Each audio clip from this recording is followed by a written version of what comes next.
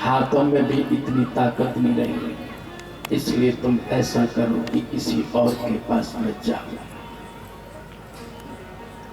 आज सृष्टि का कर्ता धर्ता परमेश्वर रो पड़ा। उसने कहा कि बाबा ये क्या करेगा, अगर आप मुझे गुड़ नहीं खिलाएंगे तो मैं गुड़ खाना छोड़ दूंगा, लेकिन दूसरे के यहां पर नहीं जाऊंगा। छज्जुमल ने कहा कि तेरी गुड़ खाने की आदत है बेटा। बोले हर किसी के हाथ का गुड़ भाता नहीं है, अच्छा नहीं लगता है। बाबा तुम्हारे हाथ के गुड़ की तो बात ही कुछ और है।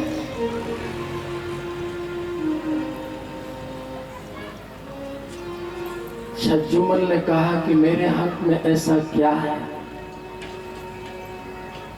बूढ़े हाथ उन्होंने कहा कि बाबा तुम्हारे हाथ में बहुत अच्छी कला है,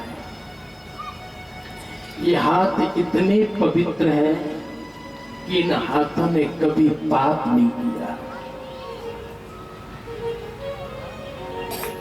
ऐसे हाथ मुझे लाखों में करोड़ों में कोई एकाध ही मिलता है।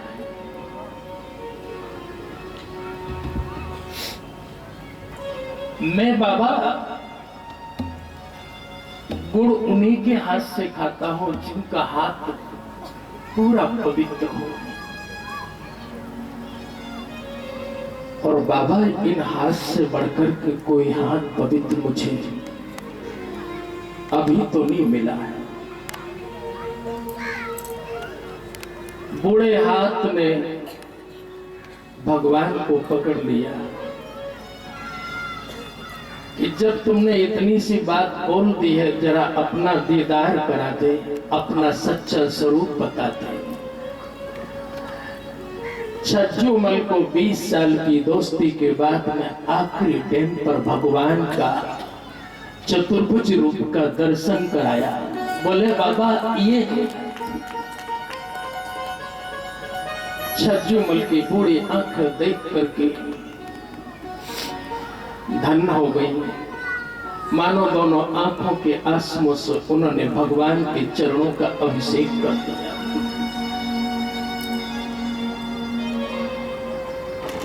भगवान ने छज्जुमल को अपने हृदय से लगाया। भगवान कहते हैं कि बाबा मुझे गुड़ की इतनी जरूरत नहीं है, मुझे इतने अच्छे भाव की जरूरत है। हजारों में लाखों में कोई एक भाग्यशाली मिलता है कि मुझे पवित्र हाथों से कुछ अर्पण करता है। आपके हाथों ने कभी पाप नहीं किया, आपकी आंखों ने कभी पाप नहीं किया, तुम शुद्ध हो, इसलिए आज तुम्हारे से मेरी इतनी दोस्ती है।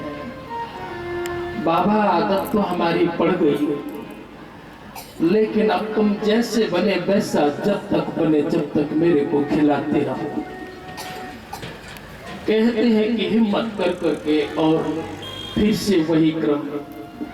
आखिरी टाइम जिस दिन आया, स्वयं परमेश्वर सामने खड़ा है और परमेश्वर की गोद में छज्जुमल का सिर रखा और उनके देखते देखते वो परम धाम गए। ऐसी सदगति तो किसी योगी की भी नहीं होती है, किसी तपस्वी की नहीं होती है साहब, जो सौभाग्य उससे मिला साहब। आजकल तो साहब औलाद की गोद नहीं मिलती है, लेकिन छज्जुमल को तो ऊपर वाले की गोद मिली है साहब। उसने गोद में उसे अपना सिर रख करके उसे अपना परम धाम दिया है। मेरे भाई, मेरी माता, मेरी बहन, आज भी भगवान का नित्य अवतार होता है। आज भी अगर हम वो आंखें ले आए, आज भी अगर अपने हृदय में वो करुणा का प्रसाद लाएं, तो आज भी इन आंखों से उसका दीदार कर सकते हो, उसका दर्शन कर सकते हो। चलते हैं प्रयागराज में, जहां पर भरद्वाज जी महाराज 1 महीना माघ का पूरा कथा सुना रहे, राम कथा सुना रहे, 1 महीने तक सुना रहे।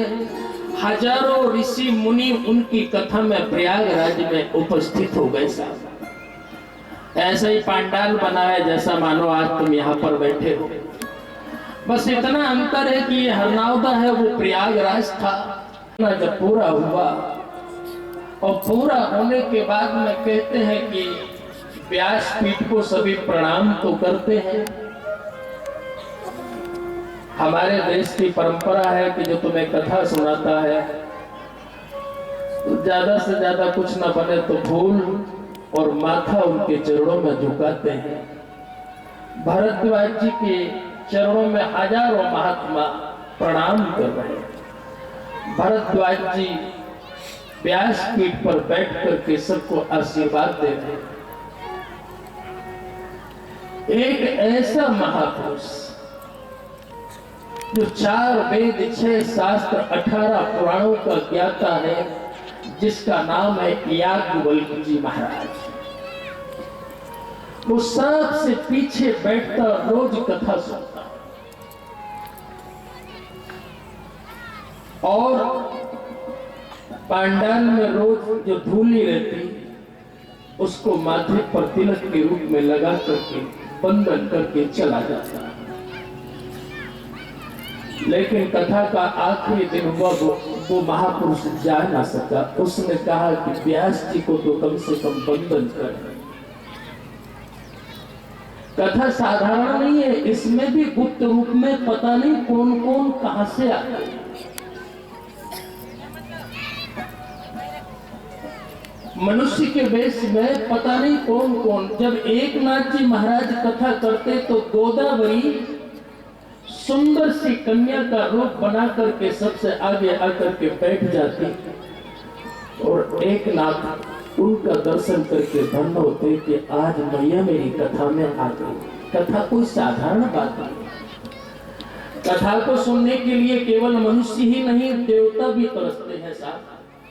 भागवत में तो ये चर्चा आई है कि जब सुखदेव जी कथा करना चालू कर रहे तो देवता अमृत कलश लेकर के आ गए और अमृत कलश रख करके बोले कि महाराज ये अमृत आप राजा परीक्षित को दे दो ताकि ये पी करके अमर हो जाए, और ये भगवान की कथा मुझे दे दो, मैं देवलोक में ले जा करके इसका रोज रस स्वागत करूं। राजा परीक्षित यहाँ पर सुखदेव जी ने कहा कि ये निर्णय मेरा नहीं है, मैं तो वक्ता हूं, चाहे देवलोक में कथा करूं चाहे मृतलोक में कथा करूं, मुझे कथा करना है। लेकिन श्रोता का ये अधिकार है कि वो अमृत पिए कि कथा अमृत पिए,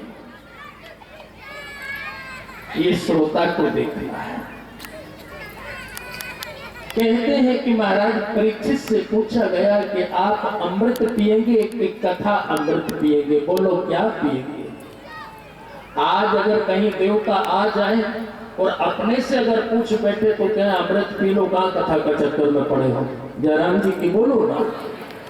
लेकिन महाराज परीक्षित ने कहा देवताओं से कि आप आए हो, अच्छी बात है, आदर है, सत्कार है, बंदन आपको अभिनंदन है, ये अमृत भी आप ले जाओ और बैठ करके कथा सुन लो। ये कथा तो मुझे बनी रहने दो, मैं सुनूंगा और मेरा देश सुनेगा और हर प्राणी कथा यहीं पर रहने दो, अमृत ले दो। देवता हताश हो गए, मेरा। अब आप विचार करो कि कितनी ऊंचाई का वक्ता श्रोता था। जब श्रोता इतना सुंदर मिल जाए तो वक्ता का भी दिल बाग बाग हो जाता है।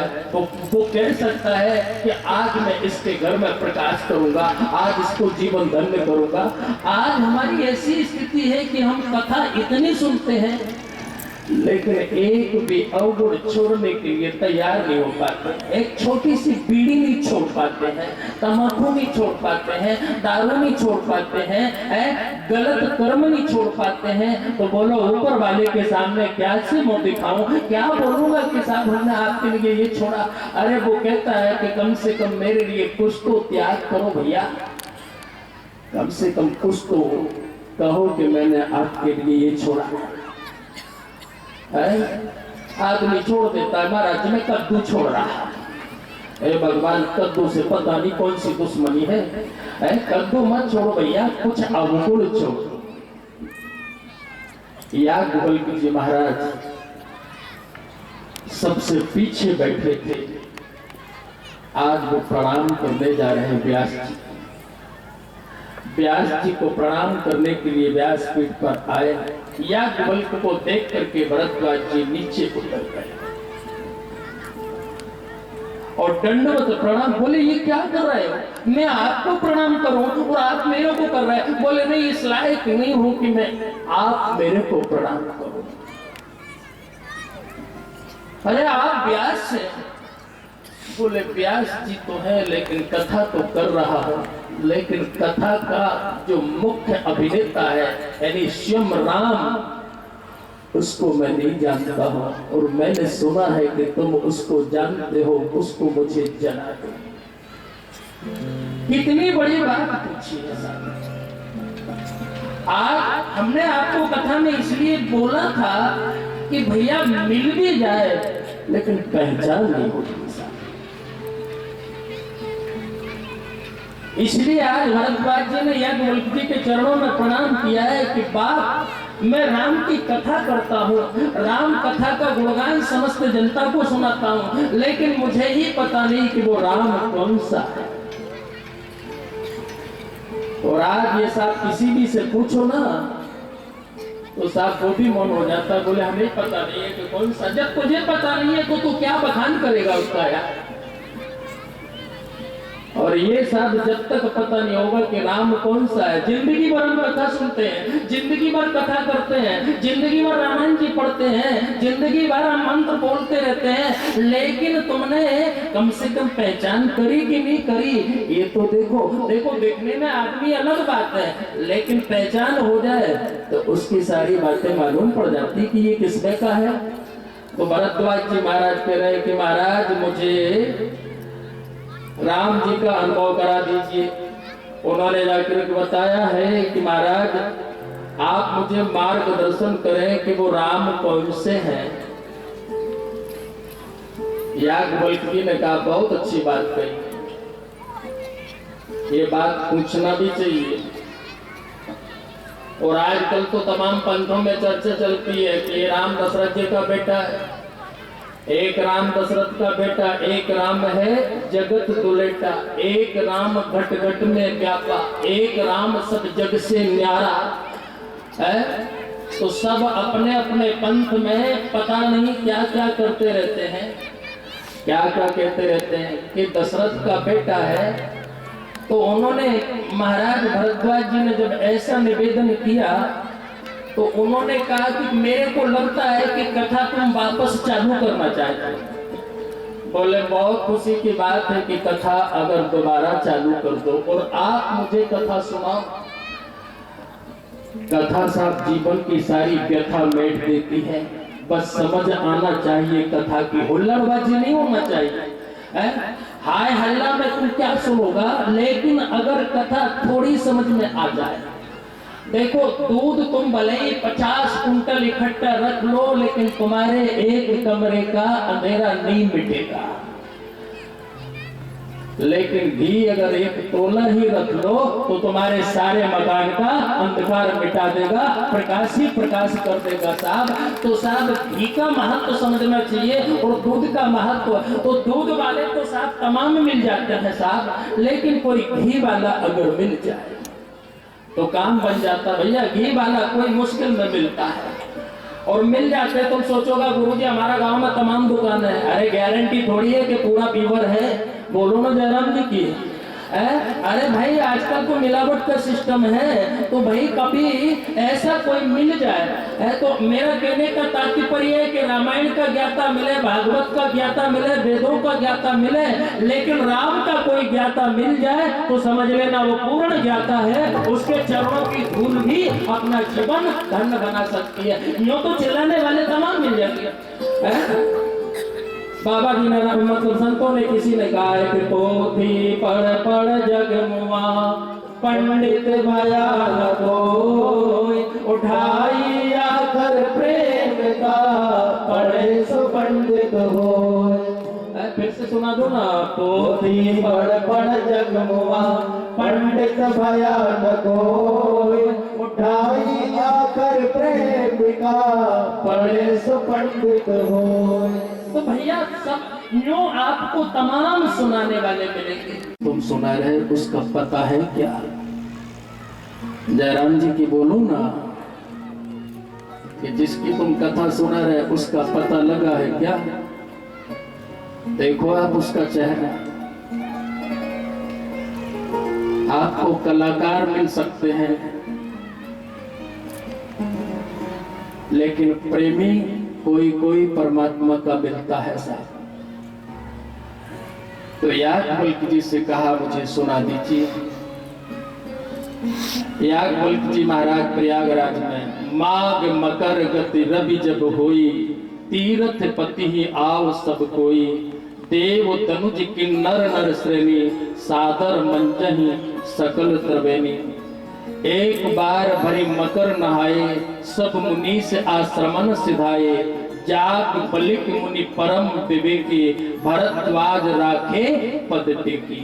मत जाइए बात जी आप, बाकी सबको विदा कर दिया, बाकी सबको विदा कर दिया कि आप मत जाओ, आप रुकिए थोड़ा सा। जो लोग थे ऋषि मुनि थे सबको विदा कर दिया, लेकिन आपको रोक लिया। उन्होंने कहा जाने दो, उन्होंने कहा नहीं आपको जाने नहीं देंगे, क्योंकि आप चले जाएंगे तो फिर काम कैसे बनेगा। क्यों? इसलिए नहीं कि हमको तुमसे कुछ जानना है, थोड़ा सत्संग, एक घड़ी आधी में बुनियाद, और तुलसी संगत साधु की, और हरे कोट अपराध। महाराज वो राज मिल जाए तो जन्म जन्म की मेरी व्यथा है वो मिट जाएगी, इसलिए थोड़ा सा आप रुक जाओ। भरद्वाज जी तो मानो आज उनको अपने मेहमान बना लिया, आज उनको अपना मानो भगवान बना लिया, और बैठा दिया और पूजन कर दिया। उन्होंने तो केवल एक ही भाव करा, मेरी नैया पड़ी मझधार